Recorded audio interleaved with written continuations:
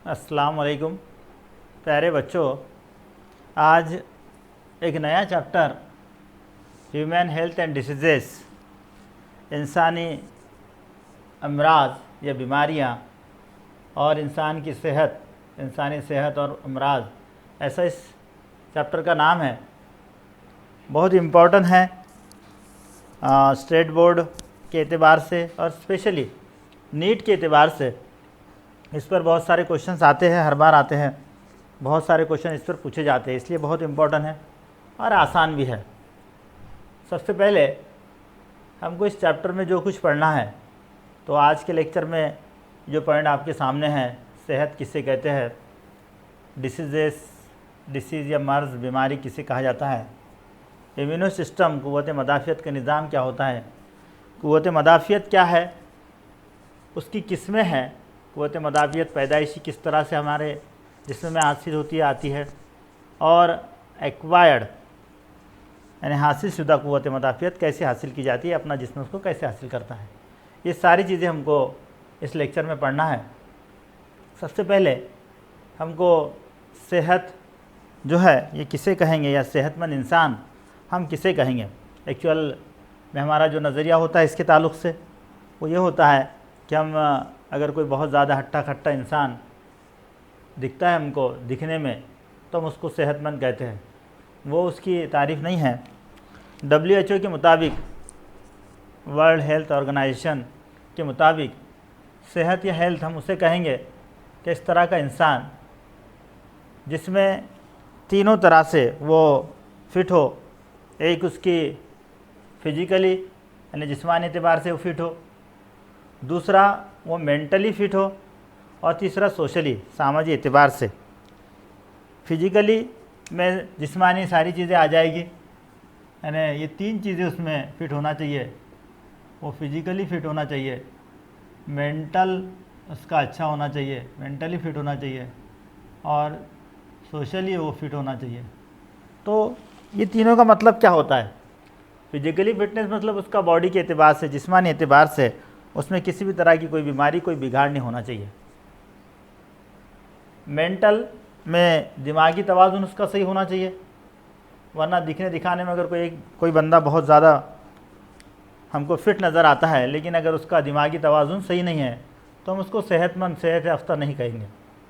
उसी तरह सोसाइटी में जो चीज़ें रिक्वायर होती है सोसाइटी के साथ रहने के लिए, सोसाइटी की जो दीगर कंपोनेंट्स है, दीगर लोग हैं, उनके साथ हमारा जो बर्ताव है या हमारा वहाँ का जो किरदार है, स्पेशली कि सोसाइटी में हमारा क्या किरदार होना चाहिए, उसके एतबार से भी हम फिट होना चाहिए। यानी उस जो रिक्वायरमेंट है उसकी जो ज़रूरतें हैं उसको पूरा करने वाला चाहिए।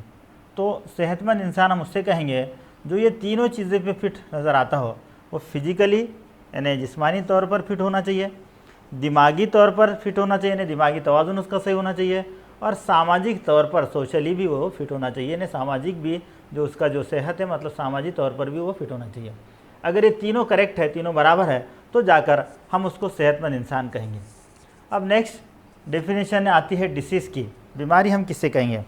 अक्सर हमारे जहन में एक चीज़ होती है कि बीमारी मतलब जरासीम्स, खुर्दबिनी जानदार वगैरह, इनके ज़रिए जो बीमारियां होती है वही हमारे जहन में होती है। ऐसा नहीं होगा, ऐसा नहीं होता है।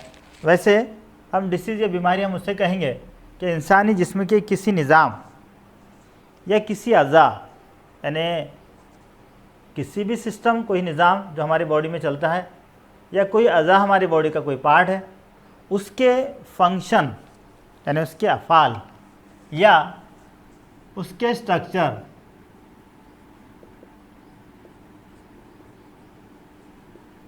यानी उसकी साख्त, ये दो चीज़ों में अगर कोई बिगाड़ आता है, बहुत सिंपल चीज़ है, तो हम उसे डिसीज़ कहेंगे। यानी इंसानी जिस्म की कोई निज़ाम या कोई अज़ा के स्ट्रक्चर और फंक्शन कह सकते हैं, या फंक्शन और स्ट्रक्चर कह सकते हैं, यानी उसके अफ़ाल और उसकी साख्त में कोई बिगाड़ जब आता है या कोई बिगाड़ आ जाए, तब उसे अपन डिसीज़ या तब उसे बीमारी कहेंगे। यानी सेहत किसे कहते हैं हमारे समझ में आ गया।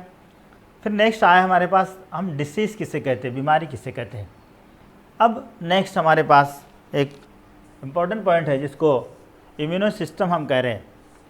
तो हमने ये देखे कि जहाँ इंसान का ताल्लुक़ है, क्योंकि हम ह्यूमन हेल्थ से रिलेटेड हम देख रहे हैं, तो इंसान का जो जिस्म है, जो बनाया गया है या जो बना है अल्लाह ताला ने जिससे बनाया है, तो उस जिस्म में जो मुख्तलिफ़ निज़ाम है, डिफरेंट सिस्टम्स है, अगर वो सिस्टम्स को हम देखें तो बड़ी हैरत अंगेज़ चीज़ें अल्लाह ताला ने उसके अंदर बनाई हैं।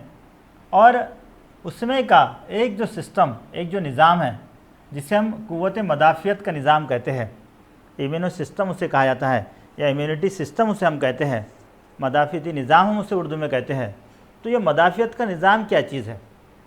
हमको ये बात पता है कि जब इंसान किसी भी तरह से कोई भी बीमारी के जद में आ जाता है या उसे हो जाती है वो बीमारी, तो हमारा बॉडी, हमारा जो जिस्म है, उसका जो रिएक्शन होता है, वो रिएक्शन उसे रोकने के लिए हर एतबार से वो अपने अमल को करता है, वो अपने लेवल पर उसको रोकने की कोशिश करता है।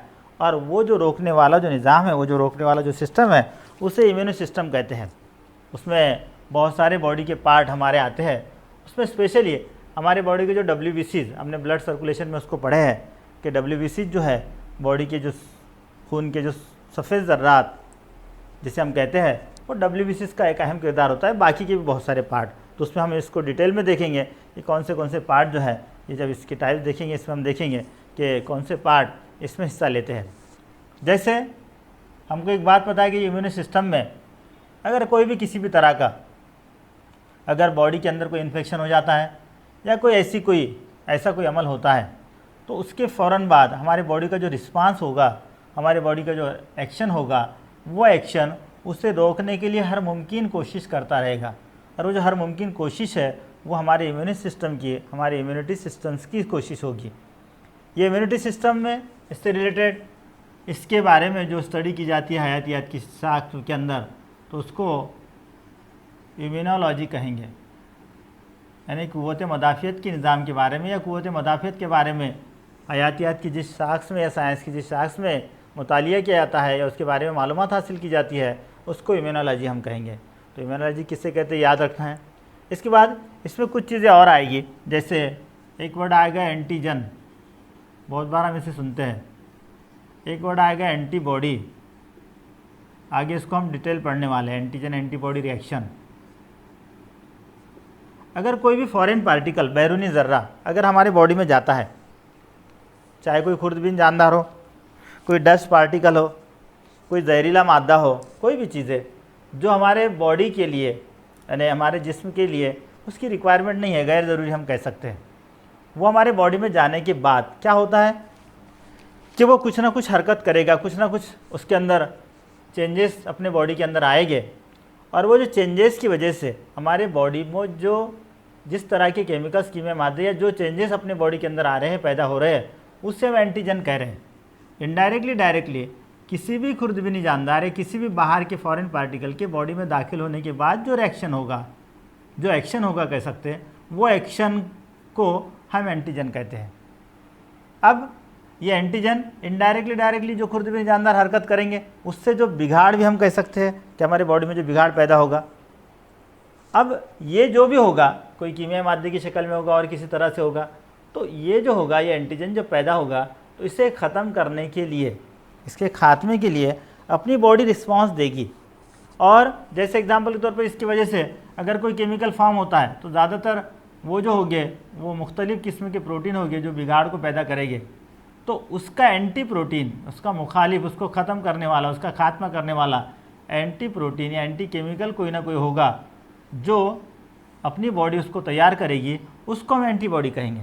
मतलब क्या होगा, जब एंटीजन पैदा हो गए तो एंटीजन के मुखालिफ काम करने वाला, उसको रोकने वाला जो कीमिया मादा या जो प्रोटीन अपनी बॉडी में पैदा होगा, उसको अपन एंटीबॉडी कहेंगे। तो एंटीजन के रिस्पांस में या उसके होने के बाद जो उसका रिएक्शन होगा, उसके मुताबिक जो प्रोटीन्स फॉर्म होंगे, जो कीमिया मादे तैयार होंगे, उसको हम एंटीबॉडी कहेंगे। तो एंटीजन खुर्दबीनी जानदारों की वजह से होने वाले वो कीमिया मादे पैदा हो रहे हैं, उससे कहे, या उसके रिस्पांस की वजह से कहेंगे, और एंटीबॉडी उसको रोकने के लिए पैदा होने वालों को कहेंगे। तो ये दोनों एक दूसरे से रिलेटेड है, तो ये दो चीज़ें आपको याद रखना है। अब चलते ही जो क़ुव्वत मदाफ़ियत है हमारी, ये क़ुव्वत मदाफ़ियत का दारोमज़ार स्पेशली WBCs और बॉडी के बहुत सारे पार्ट्स इसके अंदर इंक्लूड होते हैं। इवन जैसे अगर हमारी जिल्द है, आगे पर पढ़ने वाले इसको, या हमारे स्किन जिसे कहते हैं, ये स्किन है हमारे बॉडी की जो मुख्तलिफ़ अज़ा की बनावट है, उसका अंदरूनी गिलाफ, बैरूनी गिलाफ, मुख्तलिफ़ जगहों पर पाए जाने वाले हेयर्स, जैसे नाक के हिस्से में जो हेयर से बाल है वो है। ऐसे बहुत सारे पार्ट है जो इस क़ुव्वत मदाफ़ियत में हिस्सा लेते हैं और जो इन्फेक्शन होता है या किसी तरह की कोई जो बिगाड़ पैदा होता है उससे रोकने की कोशिश करते हैं। तो ये जो इम्यूनिटी हम जिससे कह रहे हैं, क़ुव्वत मदाफ़ियत कह रहे हैं, क़ुव्वत मदाफ़ियत हम किससे कहेंगे कि मुख्तलिफ़ किस्म की जो बीमारियां हैं उसको रोकने की क़ुव्वत, इन शॉर्ट, इन मुख्तसर में अगर हम कहें तो मुख्तलिफ़ बीमारियों को रोकने वाली जो हमारे बॉडी के अंदर जो क़ुव्वत होती है, जो ताकत होती है, उससे हम इम्यूनिटी कहते हैं, उससे हम क़ुव्वत मदाफ़ियत कहते हैं। अभी जो क़ुव्वत मदाफ़ियत है, इस क़ुव्वत मदाफ़ियत की दो टाइप्स है, एक इनेट और दूसरी एक्वायर्ड। तो एक के बाद एक इसे डिटेल में हम पढ़ते चलेंगे। सबसे पहले जो इनेट है, इनेट इम्यूनिटी सिस्टम जो है, ये इम्यूनिटी के बारे में और एक वर्ड याद रखिए, जो वर्ड है इम्यूनिटी, ये इससे एडवर्ड जीनर, इस साइंसदान ने या इसने सबसे पहले इसको यूज़ किया। ये कभी कभी पूछा जाता है तो इसको याद रखना है। तो इसकी जो टाइप्स है, इसके टाइप्स में सबसे पहले टाइप्स इनेट या इनबॉर्न। ये इनेट या इनबॉर्न उस इम्यूनिटी को कहा जाएगा जो अपने बॉडी में ऑटोमेटिकली, देखिए यहाँ दो वर्ड है, इनबॉर्न और एक्वायर्ड, या इनेट और एक्वायर्ड। ये हासिल शुदा, अपनी बॉडी कहीं से उसको हासिल करती है, कहीं से लेती है, और ये ऑटोमेटिकली अपने बॉडी में पैदा होती है। तो ये दो में ये फ़र्क है बुनियादी। तो इनेट या इनबॉर्न इम्यूनिटी हम उसे कहेंगे, ऐसी पैदाइशी क़ुव्वत मदाफ़ियत, इसके आगे इम्यूनिटी लिखा नहीं, आप लोगों ने लिख लेना है, इनबॉर्न इम्यूनिटी यानी पैदाइशी क़ुव्वत मदाफ़ियत। तो ये पैदाइशी क़ुव्वत मदाफ़ियत या इनेट या इनबॉर्न जो क़ुव्वत मदाफ़ियत है, जो इम्यूनिटी है, उसका मतलब ये है कि जो अपने बॉडी में ऑटोमेटिकली जो है जो पैदा होती है उसको अपन इनेट या इनबॉर्न कहते हैं। तो ये इनेट या इनबॉर्न क़ुव्वत मदाफ़ियत, इसकी डेफिनेशन तो हमारे समझ में आ गई कि ऐसी क़ुव्वत मदाफ़ियत जो हमारे बॉडी में खुद ब खुद या अपने बॉडी खुद उसको तैयार करती हो, ऐसी को हम इनबॉर्न कह रहे हैं या इनेट कह रहे हैं। अब ये जो है तो इसके बहुत सारे मुख्तलिफ़ हिस्से हैं जो इस क़ुव्वत मदाफ़ियत में हिस्सा लेते हैं या उसको मदद करते हैं, उसके ज़रिए ये क़ुव्वत मदाफ़ियत चलाई जाती है। तो यहाँ डिफरेंट उसके जो पार्ट है, उसमें पहला जो पार्ट है उसका वो है एपिथेलियल सेल्स।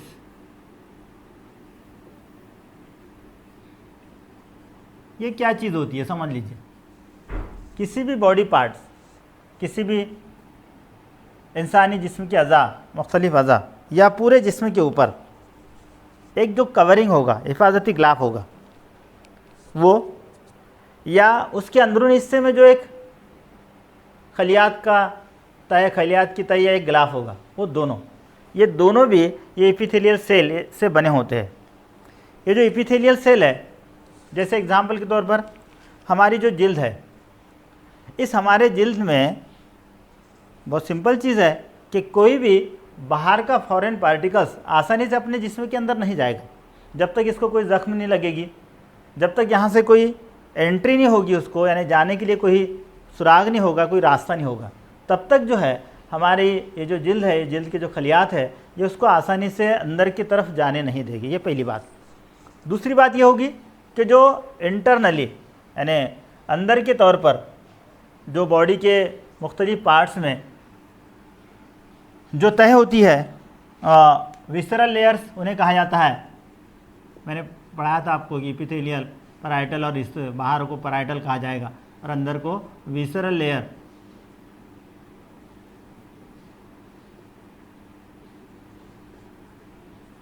इससे ख़ास तौर से एक माया खारिज होगा, मुख्तलिफ़ किस्म के मायाएँ खारिज होंगे और उसको म्यूकस कहते हैं। ये जो म्यूकस फॉर्मेशन होगा, जैसे अगर हम देखते हैं हमारे नाक के हिस्से में देखेंगे, हमारी जो मुंह की कैविटी है, हमारी जो मुंह के अंदर मौजूद जो खला है, उसमें राल मुसलसल खारिज होते रहती है।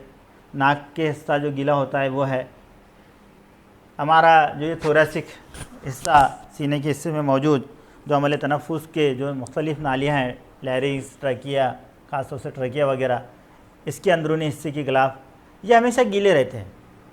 अब ये क्यों होते हैं? इसकी वजह है इसके अंदर ये म्यूकस पाया जाता है। तो पहली चीज़ तो ये है कि ये जो हिफाजती गिलाफ है ये उसे एंटर नहीं होने देंगे, पहली बात। दूसरी चीज़, अगर कोई चीज़ ये अंदरूनी हिस्से में जाती है तो ये जो म्यूकस है, जो माया है, ये उसे वहीं रोकेगा और उसे मुख्तलिफ़ शक्लों में जमा करके बॉडी से बाहर एक्सट्रैक्ट करने की, उसको बॉडी से बाहर खारिज करने की कोशिश करेगा। वैसे भी अगर हम देखते हैं हमारे बॉडी की बनावट जो है, उसमें हम देखेंगे कि बॉडी के जो पार्ट है, जैसे अगर नाक के हिस्से में देखेंगे आप, तो इंटरनली बॉडी पार्ट में जो नाक के हिस्से में आपको ऐसे छोटे छोटे बाल नज़र आते हैं, तो बहुत सिंपल चीज़ है। उसका जो फंक्शन है, रेस्पिरेटरी सिस्टम में मैंने आपको पढ़ाया था अमले तनफ़ुस के निज़ाम में, तो वहाँ जो है, वहाँ हवा को फ़िल्टर करना, उसका तख्तीर अमल करना, उसको छानना, ये उसके पीछे मकसद है। यानी वहाँ हवा छान कर जा रही है। वहाँ पर जो खून की नालियाँ बहुत ऊपर है, टेम्परेचर हाई होगा, हवा गर्म होकर जा रही है, यानी जरासीम्स को वहीं रोका जा रहा है। अंदर एक माया, एक लिक्विड है जिसको म्यूकस हम कर रहे हैं, वो आने वाले डस्ट पार्टिकल यानी धूल के ज़र्रात, बाकी दीगर ज़र्रात, खुर्दबीनी जानदार, जरासीम्स, इन सबको जो है रोकने की, जीरे वगैरह, इन सबको रोकने की वहाँ कोशिश करेंगे। अब ये सब जो है, यानी इसका बैरूनी पार्ट, इसका अंदरूनी पार्ट, ये सब चीज़ें जो है ये इस क़ुव्वत मदाफ़ियत में हेल्प कर रही है, मदद कर रही है, तो इसका बहुत अहम किरदार होगा। यानी पहली बात, जो एपिथेलियल सेल है ये इसको रोकने का काम करेंगे और यहाँ जो है ये इसको रोकेंगे। और सिंपल चीज़ है, इसको रोकने के लिए ये दोनों चीज़ें यानी एपिथेलियल सेल और म्यूकस ये उसको मदद करेंगे। ये पहला हुआ। उसके बाद में दूसरी चीज़ है एंटी माइक्रोबियल सब्सटेंसेस।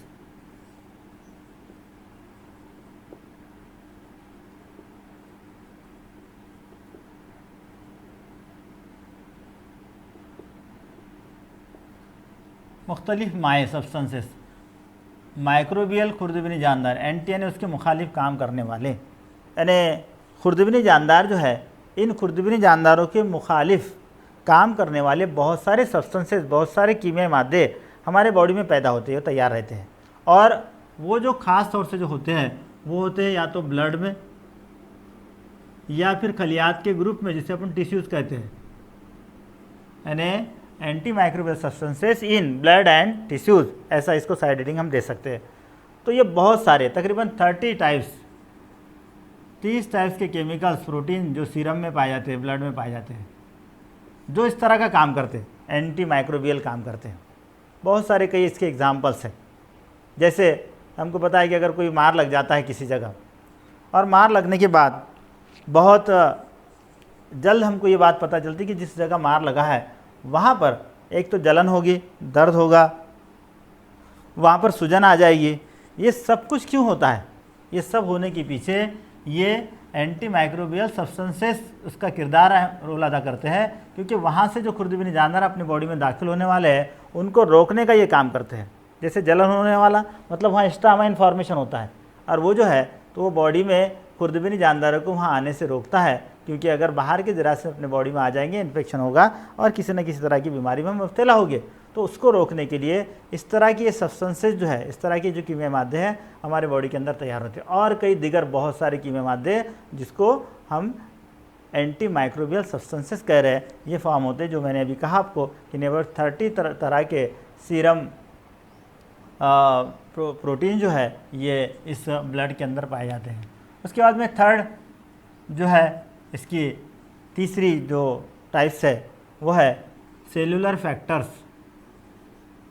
जो खलियात जो है ख़ास तौर से स्पेशली ये खलियात का इसमें क़ुव्वत मदाफ़ियत में बहुत अहम किरदार होता है।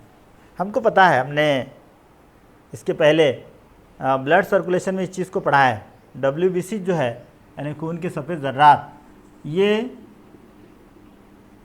इसमें सबसे इम्पोर्टेंट किरदार, अहम किरदार अदा करते हैं। उसमें ख़ास तौर से लिम्फोसाइट्स को मैंने पढ़ा है, आपको याद होगा, सभी को पढ़ा है, लेकिन फिर भी एक एग्ज़ाम्पल ले रहे हैं। ये खलियात मुख्तलिफ़ तरह के खुर्दबीनी जानदार है, मुख्तलिफ़ तरह के जो फ़ॉरेन पार्टिकल, बैरूनी ज़र्रात, उनको रोकने की काम करते हैं। वहाँ मैंने उसको डिटेल आपको पढ़ाया था। जैसे इनकी जो रोकथाम की जो टाइप से, मतलब रोकथाम की जो इसकी मतलब सिस्टम है वो किस तरह से रोकते हैं। जैसे एक वर्ड आया था फैगोसाइटिक, यानी ये उस चीज़ को जो खुर्दबीनी जानदार है, बैरूनी पार्टिकल है, उसको अपने अंदर समा लेते हैं और उसका खात्मा करते हैं। इसके अलावा एंटीबॉडी को फॉर्म करना, अभी अपने ऊपर देखें एंटीबॉडी, एंटीजन, तो एंटीबॉडी को तैयार करना ये इनके कब्जे में होता है। और बहुत सारे एलर्जिक होते हैं ये, यानी अगर कोई इस तरह का कोई फॉरेन पार्टिकल बॉडी में दाखिल होता है तो बहुत ज़्यादा हस्सी होते हैं ये, और उसके एतबार से इनकी तादाद बढ़ जाती है। तो ये सब किसी न किसी एतबार से फाइगोसाइटिक तरीके से हो, एलर्जी फॉर्मेशन के तरीके से हो, या और कोई किसी तरह की कीमियाई मादे तैयार करके हो, एंटीबॉडी तैयार करके हो, ये जो सेल है, जो खलियात है, उसको रोकने का काम करते हैं। पहले जो है एपिथेलियल सेल यानी बैरूनी और अंदरूनी जो है ये खलियात इसको रोकने का काम करेंगे। फिर जो खून में और टिश्यूज़ में मौजूद जो मुख्तलिफ कीमियाई मादे हैं वो उन फॉरेन पार्टिकल को ख़त्म करने का काम करेंगे। बाद में जो बॉडी के जो सेल है, खलियात जो है, मैंने ख़ास तौर से WBCs आपको कहा, लिम्फोसाइट्स वगैरह, ये उसको ख़त्म करने का काम करेंगे। उसके बाद नेक्स्ट जो होता है वो होता है, हर बार हमने देखेंगे अगर कोई हमको इन्फेक्शन हो जाता है, जैसे बैक्टीरियल इन्फेक्शन हो, वायरल इन्फेक्शन हो, उसमें जो हमारे बॉडी का जो टेम्परेचर है वो बढ़ जाता है। बुखार का आना हम उसे कहते हैं, फीवर कहते हैं। ये बुखार आना एक क़ुव्वत मदाफ़ियत का रिस्पॉन्स है। हमको ये बात पता है कि जैसे अगर कोई जरासीम, कोई खुर्दबीनी जानदार, उसको अगर ख़त्म करना है तो हम क्या कहते हैं, उसको गर्म कीजिए। जैसे पानी में अगर है तो हम क्या करते हैं, उसको गर्म करते हैं, उसको उबालते हैं। उबालने के पीछे मकसद क्या होता कि उस हरारत पर, उस दर्जे हरारत पर जो अपन उसको उबाल रहे हैं, बॉयल कर रहे हैं, उस पर ये खुर्दबीनी जानदार ख़त्म हो जाएंगे। तो वैसा ही अपने बॉडी का टेम्परेचर हाई हो जाता है, और हाई होने के बाद वो जो खुर्दबीनी जानदार हैं उनके खात्मे के लिए मदद मिलती है। इनडायरेक्टली डायरेक्टली वो हमारे बॉडी का एक तरह का रिस्पांस होता है। जैसे मैंने इससे पहले आपको जब बताया था, जैसे यहाँ म्यूकस में कहा था कि अगर कोई भी हमारे बॉडी में ऐसे फॉरेन पार्टिकल जाए तो ऑटोमेटिकली, जैसे सर्दी जुकाम हो जाए तो नाक से पानी का बहना, वो रिस्पॉन्स है। आँखों से पानी का निकलना रिस्पॉन्स है। कोई डाइजेस्टिव सिस्टम में यानी निज़ाम हज़मा में, स्टमक में कोई इन्फेक्शन हो जाए, एसिडिटी का बढ़ जाना, एसिडिक फॉर्म में जो है वो खुर्दबीनी जानदार ख़त्म हो जाएगी। वैसा ही एक रिस्पॉन्स ये बुखार का आना होता है। ये बुखार आ जाएगा, बॉडी टेम्परेचर हाई हो जाएगा, खुर्दबीनी जानदार जो है, तो खुर्दबीनी जानदार को रोकने की कोशिश यहाँ की जाती है। उसके बाद में नेक्स्ट जो है इसको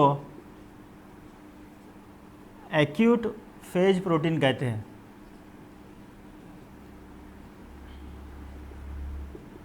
अगर पहले ये सारी चीज़ें अपने तौर पर इसको रोकने की, अपने जिल्द है, म्यूकस मेम्ब्रेन है यानी अंदरूनी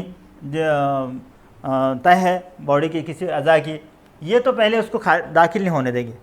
दाखिल होने के बाद ये जो सब्सटेंसेस है, एंटी माइक्रोबियल सब्सटेंसेस खून के अंदर है, टिश्यूज़ के अंदर है, ये उसको ख़त्म करने का काम करेगी। फिर नेक्स्ट क्या होगा, ये जो सेलुलर फैक्टर है यानी WBCs, इसको रोकने की कोशिश करेंगे। फिर बुखार तेज़ आकर फिर उसको रोकने के, यानी सारे ये तमाम के तमाम ये जो हिस्से हैं, ये तमाम जो पार्ट है इसके, ये क़ुव्वत मदाफ़ियत के, ये अपने तौर पर ये कोशिश करेंगे कि इसको कैसे रोका जाए। और फिर भी अगर ये नहीं रुकता है तो फिर लास्ट में कोई ना कोई एक ऐसा प्रोटीन फॉर्मेशन होगा कि जो उस खुर्दबीनी को ख़त्म करता है, उस खुर्दबीनी का खात्मा करता है, और वही प्रोटीन जिसको अपन एंटीबॉडी कह रहे हैं, ये एंटीबॉडी फार्मेशन अपने बॉडी के अंदर होगा, और ये एंटीबॉडी जो है उस खुर्दबीनी जानदार को ख़त्म करेगी, और इस प्रोटीन को एक्यूट फेज कहा गया है। सबसे लास्ट में जैसे ये सारे जो ट्राय है, ये सारे मरहले है, ये पूरे अपने तौर पर काम करने की कोशिश करेंगे, और फिर भी अगर नहीं रुकता है तो अपनी बॉडी फिर उसको कोई ना कोई इस तरह का प्रोटीन, कोई ना कोई इस तरह का कीमिया मादा तैयार करेगा जिससे वो खुर्दबीनी जानदार ख़त्म हो जाएगा। और ये सब जो है, ये सब पूरे के पूरे जो हिस्से हैं, ये इस इनेट या इनबॉर्न इम्यूनिटी सिस्टम के हैं। तो इनेट या इनबॉर्न इम्यूनिटी सिस्टम इस तरह से हमारे बॉडी का काम चलाती है, ऐसे काम करती है। और बहुत सारे पॉइंट इसमें हैं, लेकिन 2 मार्क्स से ज़्यादा इसको पूछा नहीं जाता, इतना भी याद रखे तो काफ़ी होगा। नेक्स्ट फिर उसके बाद एक्वायर्ड, और ये सब अपनी बॉडी में ऑटोमेटिकली होता है, तो इसीलिए कहीं से हम लेते नहीं, हासिल नहीं करते, इसलिए इसको पैदाइशी या इनबॉर्न कहा गया है। दूसरा जो है एक्वायर्ड या हासिल शुदा इम्यूनिटी। अब इसको छोड़कर अगर हम कहीं से कोई ऐसी बॉडी के अंदर चीज़ आ रही है, दाखिल हो रही है बैरूनी हिस्से, तो और वो क़ुव्वत मदाफ़ियत में हमारी हेल्प कर रही है, क़ुव्वत मदाफ़ियत का हिस्सा बन रही है, तो उसको एक्वायर्ड इम्यूनिटी कहेंगे। क्या कहेंगे उसको? Acquired immunity. इसके कुछ खास बातें कभी कभी इसको पूछा जाता है, यानी यहाँ पहले आप इसकी तारीफ याद रखिए। एक्वायर्ड यानी जिस्म के अंदर बाहर से दाखिल होने वाली क़ुव्वत मदाफ़ियत, उसको अपन एक्वायर्ड या हासिल शुदा क़ुव्वत मदाफ़ियत कहेंगे। इसके कुछ स्पेशल कैरेक्टर्स है, फीचर्स कहेंगे। इसमें पहला कभी पूछा जाता है इसको, ये स्पेसिफिक होती है। स्पेसिफिक का मतलब है मखसूस, पर्टिकुलर। जो हासिल शुदा क़ुव्वत मदाफ़ियत है वो जिस बीमारी के लिए हासिल की गई या जिस जरासीम को रोकने के लिए, जिस फॉरेन पार्टिकल को रोकने के लिए हासिल की गई, उसी के लिए काम करती है। यानी ये जो इनबॉर्न है या इनेट है वो नॉन स्पेसिफिक होती है, याद रखिए। वहाँ उसके कैरेक्टर्स मैंने नहीं लिखा हूँ, लेकिन यहाँ इसके कैरेक्टर्स पूछे जाते हैं तो ये स्पेसिफिक है, इनडायरेक्टली वो नॉन स्पेसिफिक है। यानी ये ऐसा नहीं करेगी, जैसे एग्जाम्पल के तौर पर अगर एक्वायर्ड में आप कोई दवाइयाँ लेते हैं तो दवाइयाँ लेते हैं तो जिस बीमारी की रोकने की दवाई है वो मखसूस, ये स्पेसिफिक इसीलिए यहाँ वर्ड इस्तेमाल हुआ, मखसूस उसी जानदारों को रोकने का काम करेगी, इसीलिए वो स्पेसिफिक होती है, पहला वर्ड। यानी वो मखसूस होती है, मखसूस बीमारियों को रोकने का काम करती है। उसके बाद में नेक्स्ट जो है इसमें इसका जो कैरेक्टर है वो है डाइवर्सिटी। डाइवर्सिटी में हमको ये देखना है कि वो बीमारी बहुत सारी जगह मुख्तलिफ़ तरीक़ों से होती है, मुख्तलिफ़ उसकी वजूहात होती है, तो उन सब वजूहात, सब रीज़न्स पे ये अमल करती है, उसको डाइवर्सिटी कहा जाएगा। यानी वो स्पेसिफिक तो है लेकिन उससे रिलेटेड जो उसमें वेरिएशंस है, डाइवर्सिटीज़ है, उसमें जो चेंजेस है, उसमें जो बदलाव है, वो सब पर जो है वो काम करने का कोशिश करती है। नेक्स्ट तीसरी चीज़ जो है इसके अंदर ये फ़र्क होता है कि जो हम एक्वायर्ड हासिल शुदा जो इम्यूनिटी है उसमें ये एक चीज़ का फ़र्क होता है कि जो हमारे ख़ुद के डिस्क्रिमिनेशन कहते हैं उसको, डिस्क्रिमिनेशन यानी सेल्फ एंड नॉन सेल्फ, यानी ये फ़र्क तफावत करने की क़ुव्वत, डिस्क्रिमिनेशन यानी खुद के जो बॉडी के सेल है और बाहर के जो सेल है इसमें फ़र्क करने की जो क़ुव्वत है उसके अंदर मौजूद होती है, उसको डिस्क्रिमिनेशन कहा जाता है। मतलब ये है कि ये जो एक्वायर्ड यानी हासिल शुदा जो इम्यूनिटी है इसमें अपने बॉडी के यानी सेल्फ यानी अपने बॉडी के खलियात और बाहर फॉरेन पार्टिकल जो है उनमें फ़र्क करने की क़ुव्वत होती है, उनमें वो फ़र्क करती है और उन पर असर करती है जो हमारे बाहर के यानी फॉरेन पार्टिकल है हमारे जिस्म के बाहर के। उसके बाद इसके अंदर एक और क़ुव्वत मदाफ़त मेमोरी, यानी इसमें एक याददाश्त होती है। जैसे जो टीके वगैरह लगवाए जाते हैं, वो टीके लगवाने का मतलब ये है कि अपने बॉडी के अंदर उस तरह की दवाइयाँ डालने से अपने बॉडी के सेल उस चीज़ को सीख लेते हैं कि अगर वो फॉरेन पार्टिकल अपने बॉडी में दाखिल हो जाए तो हमको किस तरह की एंटीबॉडीज़ तैयार करना है, किस तरह का एक्शन लेना है, तो वो इसके मेमोरी में रहता है। तो ये चार इसकी स्पेशलिटी याद रखिए, वो स्पेसिफिक होगी, मखसूस बीमारियों के लिए, मखसूस जरासीम्स के लिए काम करेगी। उसमें डाइवर्सिटी होगी, उस बीमारी से मुतालिक जो कोई वेरिएशंस होंगे, तब्दीलियाँ होंगी, उस पर वो काम करेगी।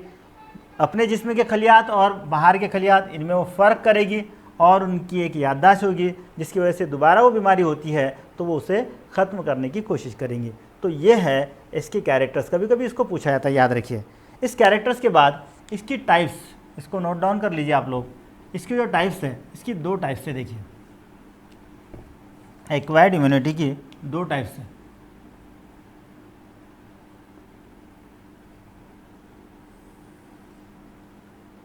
एक नेचुरल और एक आर्टिफिशियल।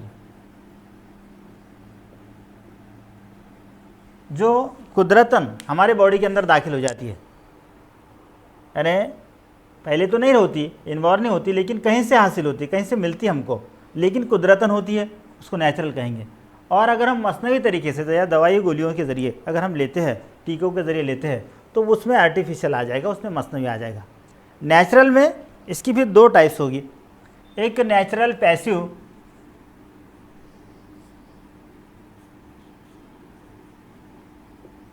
और एक्टिव, इसकी भी दो टाइप्स होगी, एक्वायर्ड पैसिव और एक्टिव। हमको पता है एक्टिव यानी जहाँ फोर्स लगाया जा रहा हो, कोई कुव्वत लगाई जा रही हो, ताकत लगाई जा रही हो। पैसिव ऑटोमेटिकली अगर वो होता हो तो इसमें जो है दो तरह की, जैसे पहली वाली चीज़ ये इस तरह की कुदरती कुव्वत मदाफियत होंगी हासिल शुदा, जिसमें कोई ताकत कोई कुव्वत नहीं लगा जाएंगी, ऑटोमेटिकली वो अपने बॉडी के अंदर दाखिल होगी। बहुत सारे इसके एग्जांपल्स हैं, जैसे एग्जांपल के तौर पर वालिदा की बॉडी से बहुत सारे बच्चों में जो है तो ऐसे एंटीबॉडीज़ IgS उसे कहते हैं, ये दाखिल किए जाते हैं। ये स्पेशली वालिदा का जो दूध होता है बच्चे के पैदा होने के बाद, जो फर्स्ट फीडिंग उसकी होती है, यानी इब्तदाई हालत में जो दूध उसके वालिदा से, उसके वालिदा के पिस्तानियों से बच्चों को जो ग़िज़ा के तौर पर दिया जाता है, उसमें बहुत सारी ऐसी एंटीबॉडीज़ होती है जो उस बच्चे के जिस्म में दाखिल होती है और वो कई बीमारियों को रोकने का काम करती है। तो ये जो है ये स्पेशली याद रखना है। और उसे वो जो मिल्क होता है उसको कोलेस्ट्रियम कहा जाता है। वो कोलेस्ट्रियम के ज़रिए या इब्तदाई जो दूध होता है उसके ज़रिए जो है बच्चों में जो क़ुव्वत मदाफ़ियत दाखिल की जा रही है, बच्चे के अंदर थी नहीं लेकिन अब वो दाखिल हो रही है, तो उस क़ुव्वत मदाफ़ियत को जो है तो हम एक्वायर्ड कहेंगे, हासिल शुदा, लेकिन कैसी वो कुदरतन है और यहाँ कोई फोर्स नहीं है, ऑटोमेटिकली उसके बॉडी के अंदर दाखिल होती है। ये इसकी एग्जांपल याद रखिए। अब एक्टिव में क्या होगा? एक्टिव में कोई ना कोई फोर्स, जैसे एग्जांपल बहुत सारी बीमारियाँ ऐसी है, एग्जांपल से बहुत आसानी से समझ में आता है, जैसे मिज़ल्स है, चिकन पॉक्स है, चेचक जिसे कहते हैं मिज़ल्स में, चिकन पॉक्स, काजनिया जिसे कहते हैं। ये जो बीमारियां हैं ये लाइफ में वन टाइम होती है, एक बार होती है। अब ये एक बार होती है, इसका मतलब क्या है? दोबारा क्यों नहीं होती है? इसका मतलब ये है कि ये जो बीमारी है इसको पैदा करने वाले खुर्दबिनी जानदार अपने बॉडी में दाखिल नहीं होते, ऐसा नहीं है। ये होते हैं लेकिन हमारे जिस्म के, हमारे बॉडी की जो खलियात है WBCs खास तौर से, वो इस चीज़ को रोकने की जो सलाहियत है, उसका जो फ़न है, सीख लेते हैं। और वो सीखते क्यों हैं? क्योंकि ये जो बीमारी है, ये बीमारी हमको एक बार हो चुकी है और एक बार होने के बाद उसे कैसे रोकना है, कौन से एंटीबॉडीज़ तैयार करना है, तो वो हमारे खलियात को आ चुका है। नेक्स्ट टाइम जब भी ये बीमारी पैदा करने वाले जरासीम अपने बॉडी में दाखिल हो गए, फ़ौरन वो उस तरह की एंटीबॉडीज़ को तैयार करेंगे। एक तो जल्द भी करेंगे और बहुत ज़्यादा तादाद में करेंगे, क्योंकि ये सारी चीज़ें उनको ऑलरेडी आ चुकी है। तो फिर ये जो खुर्दबिन जानदार है वो कोई असर नहीं करेंगे, ये बीमारी दोबारा नहीं होगी। इससे जो है तो नेचुरल, एक्वायर्ड नेचुरल लेकिन एक्टिव इम्यूनिटी कहा गया है। यानी यहाँ एक फोर्स, पहले ये कुव्वत लगाई गई, बाद में फिर ये हमको हासिल हुई। वैसे आर्टिफिशियल में दो होगा, एक पैसिव होगा और दूसरा जो है तो एक्टिव होगा। पैसिव में फॉर एग्जांपल अगर कोई हम दवा लेते हैं, ये दवा लेने की कोई भी किसी भी तरह की मेडिसिन लेते हैं, तो आर्टिफिशियल तो है, मसनवी है, लेकिन हमने एक दवा ली, वो पर्टिकुलर उसने वक्त तक वो उसको काम कर लेगी और उसको रोकने की कोशिश करेगी, कोई कुव्वत नहीं लगाएगी। लेकिन यहाँ अगर कोई हम टीका लगवाते हैं, वैक्सीनेशन करते हैं, तो इसमें जो है जैसे पोलियो है, बहुत सारी बीमारियाँ हमने देखी कि जिसकी वजह से रोक ली गई, और एग्जाम्पल है। अब ये बीमारी जो है ये बाद में वैक्सीनेशन के बाद नहीं होगी। क्यों नहीं होगी? वजह उसकी बहुत सिंपल सी है कि इसका मतलब ये है कि इसके जो जरासीम से अपने वो बच्चों के बॉडी में दाखिल हो गया, ऐसा नहीं होगा। वो दाखिल तो हो गए, लेकिन दाखिल होने के बाद उसको कैसे रोकना है, इस चीज़ का फ़न, इस चीज़ का जो आइडिया है हमारे इस खलियात को इस वैक्सीनेशन की वजह से, इस टीका लगवाने की वजह से आ चुका रहता है, तो इसीलिए वो उसको रोकने का काम करती है। तो इस तरह से ये एक्वायर्ड की दो टाइप्स, पहले एक आप नेचुरल और दूसरा आर्टिफिशियल, ये दो लिख लेना। इसकी दो टाइप्स, नेचुरल पैसिव और नेचुरल एक्टिव। एग्जांपल्स मैंने दिया आर्टिफिशियल की दो, आर्टिफिशियल पैसिव और एक्टिव। सिंपल याद रखने के लिए, एक्टिव मतलब जहाँ कोई फोर्स, थोड़ी सी कुव्वत लगाई जाती हो उसको एक्टिव कहा जाएगा, और जहाँ ऑटोमेटिकली होगा उसको हम जो है तो पैसिव कहा जाएगा। इस तरह से ये आज के लेक्चर में ये सारी चीज़ों को आपने पढ़ा है, याद रखिए, बहुत इंटरेस्टेड है। इसके बाद का जो है नेक्स्ट लेक्चर में अपन इंशाल्लाह पढ़ेंगे। तो यहाँ आपने सेहत किससे कहते हैं, डिसीज़ बीमारी किससे कहते हैं, कुव्वत मदाफ़ियत का निज़ाम किससे कहते हैं, इम्यूनिटी कुव्वत मदाफ़ियत उसकी किस्में, इनेट इनबॉर्न किससे कहते हैं, एक्वायर्ड किससे कहते हैं, ये सारी चीज़ों को पढ़ा। इंशाअल्लाह ताला नेक्स्ट लेक्चर में देखेंगे इसके बाद का।